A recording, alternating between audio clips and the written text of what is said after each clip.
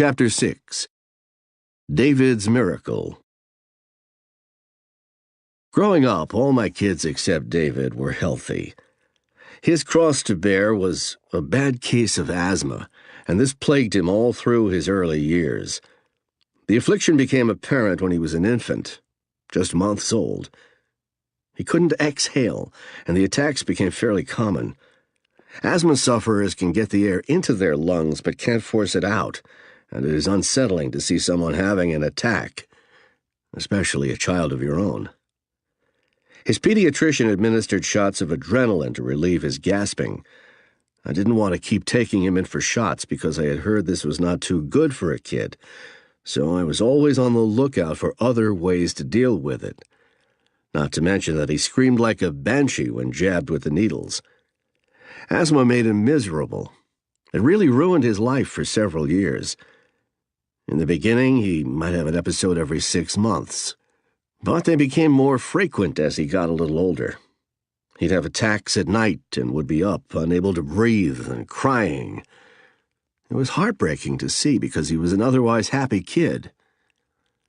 It got so bad that one time in the middle of an attack, he started turning blue.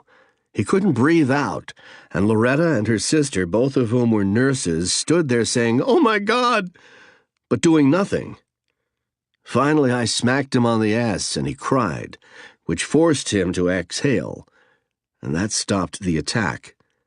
Afterward, they criticized me for being cruel, which really ticked me off because they were just standing there.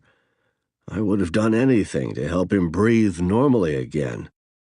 When he was about 5 years old, one attack was so bad that he wound up in the hospital in an oxygen tent. I felt helpless as I watched him lying there, his chest heaving as he struggled to breathe. He was there for a couple days, and I brought him a stuffed monkey so he would have a companion to share his isolation. Later, in the middle of winter, another attack came on. His mouth was open, but he literally could not breathe out. Again, he began turning blue. This was serious. I had an idea. I grabbed him in my arms and ran upstairs to the bathroom. I stripped off his clothes and turned on the shower. It wasn't going to be pleasant, but I had to do something.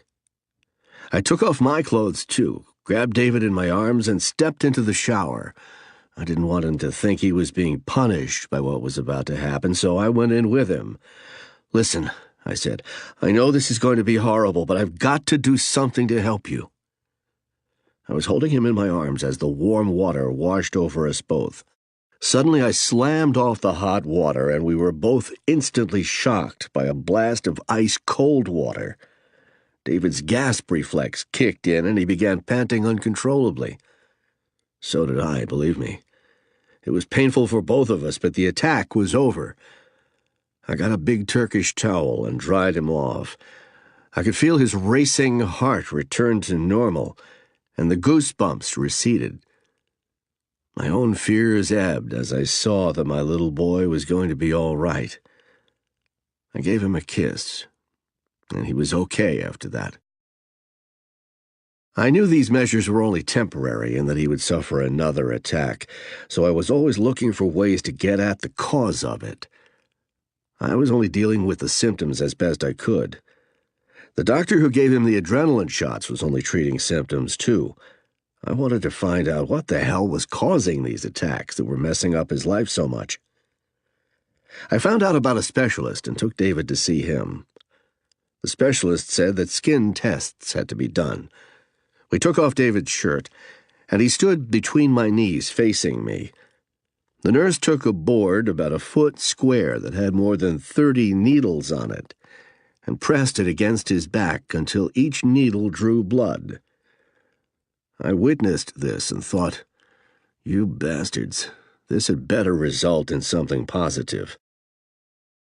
Then she took a tray with a large number of bottles and, in order, daubed a bit of solution from each bottle onto each of the breaks in his skin.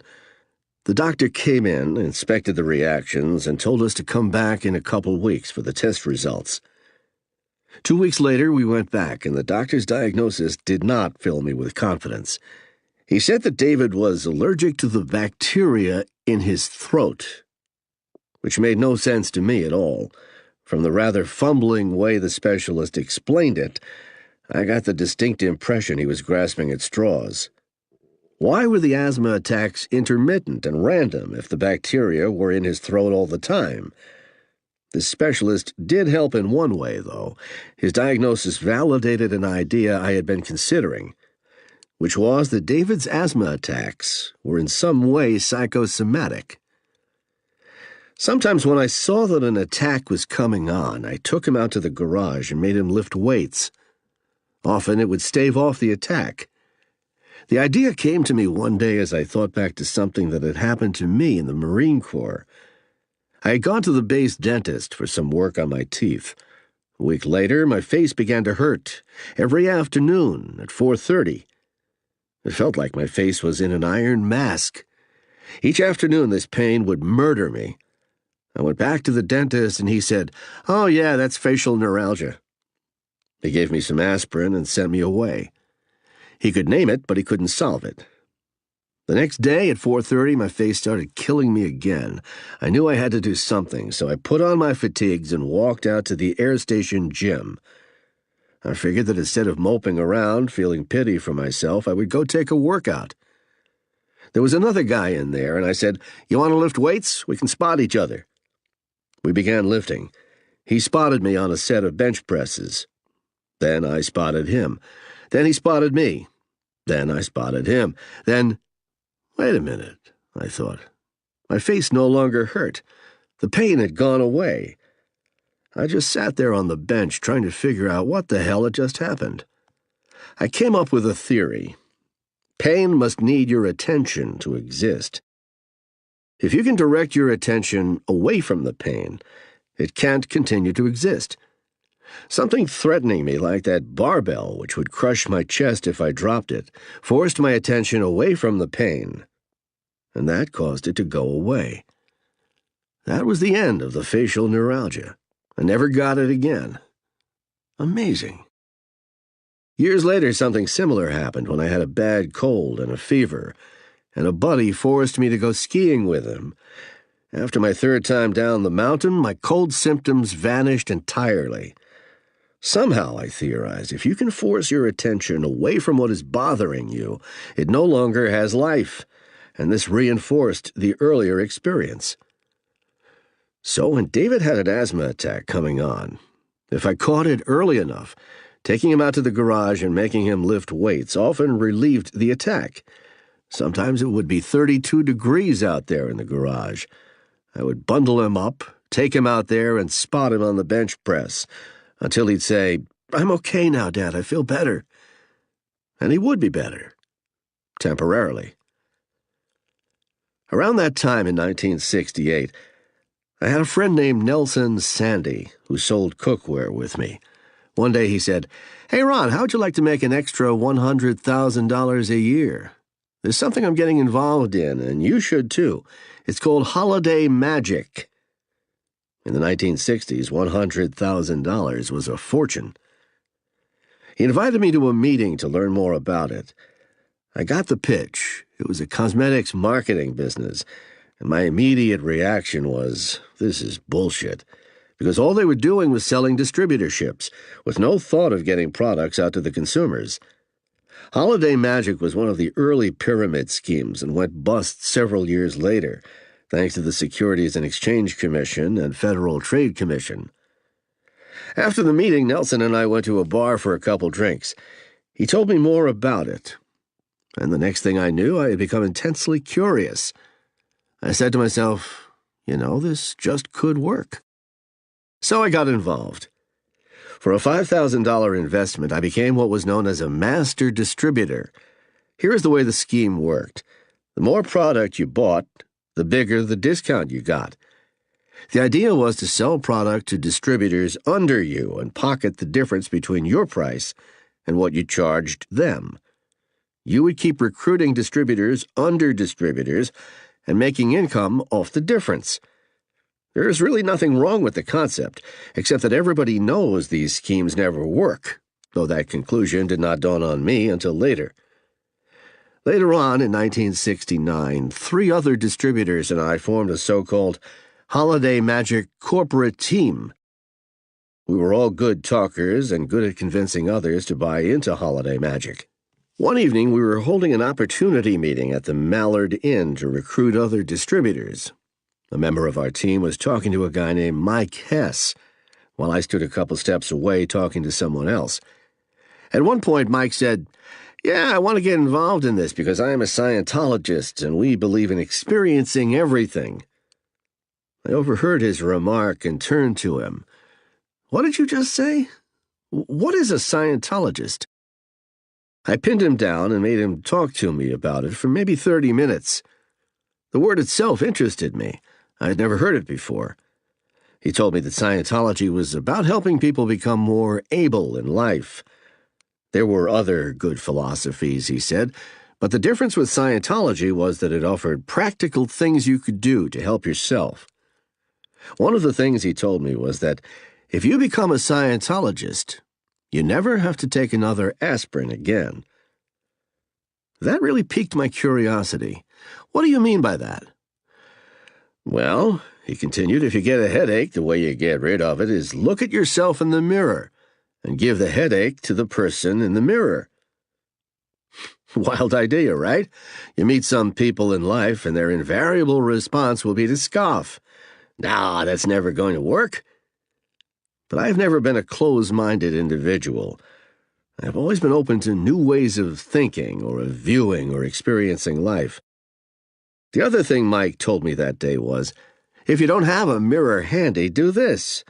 Create a mental picture of yourself looking at yourself in a mirror and give the headache to the guy in the mirror.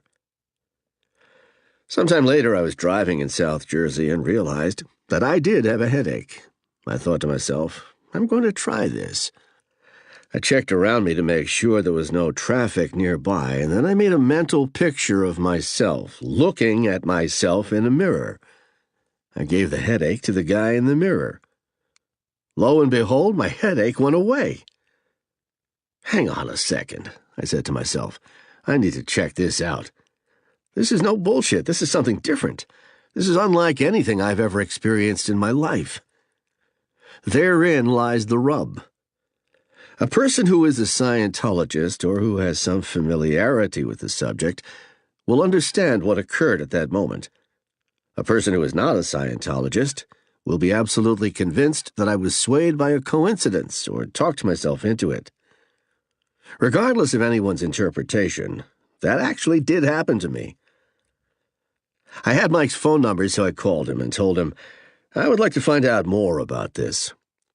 He sent me down to a place in Woodbury, New Jersey, Ogle's Cafeteria. A guy named Frank Ogle owned the cafeteria, and every Tuesday evening people came to his place and sat around discussing Scientology. Frank basically lectured about various aspects of life and Scientology's perspective on them. For example, 10 or 12 people would be sitting around a table, and Frank would ask the first person, "Okay, now tell me, what do you think about sex?" The person would answer, and Frank would go around the table and have each person tell him what she or he thought about sex. One person might say, "Well, sex is okay, but I only want to have sex with my husband."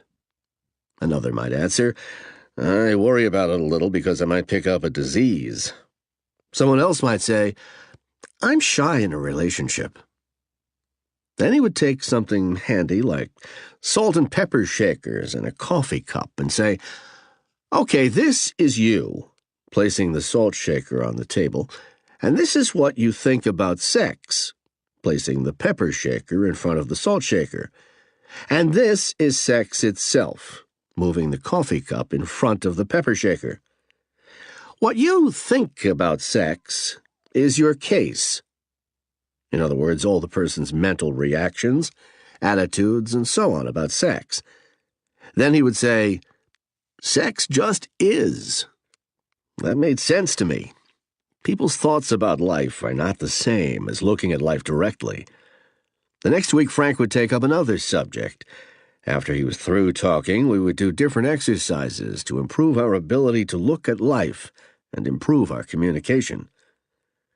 In Scientology, these are called training routines, or TRs for short. We would sit in front of another person and just look at them until we were comfortable facing another person without feeling the need to say something. If you've ever tried this, it can take some doing. Or we might practice how to say something clearly to another person so the message really arrives. Frank might teach us how to answer a person's question or acknowledge something they had said. It was all basic stuff about how to communicate better. As I would learn later, good communication is an important fundamental of Scientology, and these exercises were my introduction to the idea. After about 4 trips to Frank's Tuesday evening classes, I figured I had learned what there was to learn, and I kind of drifted away. My realization was this: everybody is trying to create an effect in life. Nobody wants to be an effect in life. So if somebody says something to you, such as a criticism, and you give them a good acknowledgement, you can avoid becoming an effect of their criticism. I began to use that technique to advantage in my life. Somebody would say, such and such, and I'd say, yeah, okay, and that would be the end of it. Rather than get into a long, drawn-out discussion or an argument, I'd give them a good acknowledgement and shift the conversation to something I was more interested in. And it proved effective. So then I figured that if the Scientology mirror technique had gotten rid of my headache, maybe Frank could do something for David's asthma, because he was still getting attacks. Anything I had tried, including inhalers, brought him only temporary relief. And one thing I give myself credit for is that if something is not working, I look for something else. One day, David was in class when an announcement came over the speaker above the blackboard. "David Miscavige, please come to the principal's office." He was confused. He wasn't in any trouble that he knew of. He went to the office, and I was standing there with the principal, who said, "David, you are excused from school today. Your father's taking you to see a Scientologist to handle your asthma, so you're excused." I drove him down to Frank Ogle's cafeteria, and we walked in. I introduced 9-year-old David to Frank, told him about the asthma, and asked if he could do anything to help my son. I had heard about auditing, but had never received any myself, but I was willing to try anything to get rid of David's asthma. I had to give him a chance. Some hope. Maybe this will work, I thought, even though I had no idea what auditing was. Frank looked at me and confidently said, "Sure." He then took David into a back office and closed the door. I sat down in the cafeteria and let my thoughts wander. 45 minutes later, David walked out, and he looked like a totally different person. "My asthma's gone," he declared. "It's gone." He was radiant. He looked confident. He was cheerful. I actually saw all those things at that moment. Something of significance had taken place in the space of 45 minutes. That was the end of David's asthma. Throughout the rest of his childhood, he never again had a serious attack. Some minor ones, yes, but never where he was gasping and couldn't breathe. It truly was an amazing occurrence. A miracle, actually, considering how asthma had affected him so horribly. Nothing we had tried up to that point. The adrenaline shots, cold showers, inhalers, bench presses in the garage had given David the confidence that something useful was being done to handle his asthma for the rest of his life. Nothing, until that auditing session with Frank Ogle. Years later, I asked David what Frank did that day, and he said, "Creative processing." That was an early development in Scientology, based on the theory that we create a lot of our own difficulties, but that these difficulties can be overcome by encouraging the individual to recreate the difficulty mentally. Using his own creative energies, the person creates the condition, problem, situation, or whatever is being addressed. In many cases, doing so thoroughly enough will bring about a cessation or lessening of whatever is bothering the individual. I'd had a personal experience of that when I gave my headache to the person in the mirror, and my headache totally went away. That had made me wonder whether the same thing could happen with David's asthma, and sure enough, it did. Something had definitely worked. The whole family could tell that it had made a big impression on David. That was the turning point in his young life. He decided, this is it. This is valuable. Say what you will, but there was a definite, observable change in David's health in regard to asthma. For all intents and purposes, as far as David was concerned, he was cured, and it stayed that way for years. Imagine for a moment that you had a serious physical ailment, such as David's asthma, or any number of debilitating conditions, and someone sat you down and through simple mental exercises your condition disappeared. What kind of impression would that make on you? It would literally be life-changing. That is what happened to David that day, and it determined the direction his life would take.